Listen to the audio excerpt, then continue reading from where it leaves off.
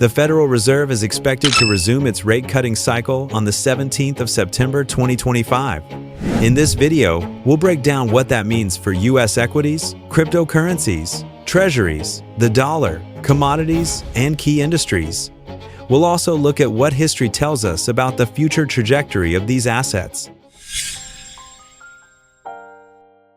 When the Fed cuts rates, stocks typically react through several channels. Borrowing becomes cheaper for companies, liquidity improves, economic activity gets a boost, valuations rise, and overall confidence strengthens. But in reality, rate cut cycles are rarely straightforward. They often move in a start, pause, and restart pattern. Looking at history, U.S. equities have shown a strong correlation between the early phase and the later phase of a rate-cutting cycle. In 2001 and in 2007 to 2008, stocks fell in both phases, as the dot-com bust and the global financial crisis created pressure far greater than the Fed's easing could offset. But in cycles like 2002 to 2003 and 2019 to 2020, stocks kept climbing in the later phase. That's because the economic slowdowns in those cases weren't as damaging in the long run. Liquidity from rate cuts outweighed the pressure from weaker growth, sending the S&P 500 up 16% and 29% in the later phases, far more than the early gains. Today, the early phase has already passed. Between September and December 2024, the Fed began cutting rates, and despite tariff shocks, the U.S. economy stayed resilient. The S&P 500 rose about 4%. With elevated valuations and tax cut policies now in play, history suggests U.S. stocks may well continue their upward trend over the next year. Rate cuts are also supportive for crypto.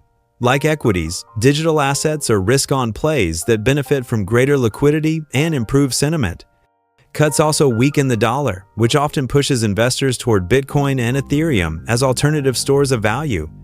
We saw this in late 2024, when Bitcoin surged 80% and Ethereum gained 77% within 3 months of the Fed's first cuts. If history repeats, cryptocurrencies may rebound again this fall, especially with U.S. government policy turning more supportive toward the sector. As the Fed moves deeper into its rate-cutting cycle, we expect the Treasury yield curve to steepen.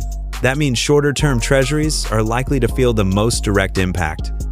Investors may want to focus there, since longer-term bonds will remain more volatile, with prices and yields influenced by global economic and financial factors beyond the Fed's control. Gold is on fire this year. Prices have surged 40%, topping $3,700 an ounce. Central banks are buying heavily as part of a de-dollarization trend. Geopolitical tensions remain high, and mine output is flat. On top of all that, rate cuts will add fuel to the rally. With the dollar weaker, it takes more dollars to buy gold, pushing prices higher.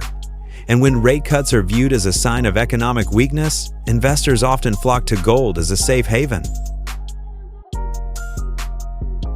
Oil, on the other hand, has been sliding.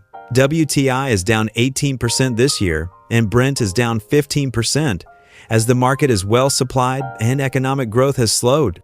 But rate cuts could turn things around. Stronger growth means stronger demand, and since oil is priced in dollars, a weaker dollar makes each barrel more expensive. Both dynamics could put a floor under prices. The dollar is entering a complex moment. Slowing U.S. growth and further rate cuts should push the dollar lower, but the story varies by region. In Europe, weak growth and ongoing ECB cuts could drag down the euro, offering relative support for the dollar. In Japan, narrowing rate differentials mean the yen may strengthen, putting pressure on the dollar index. And in the UK, more cuts plus weak fundamentals may weigh on the pound, indirectly supporting the dollar. Net-net, the dollar index is likely to fluctuate in a range over the short to medium term.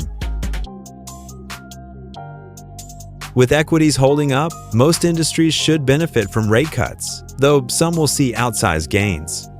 Small-cap stocks, tracked by the Russell 2000, are especially well-positioned.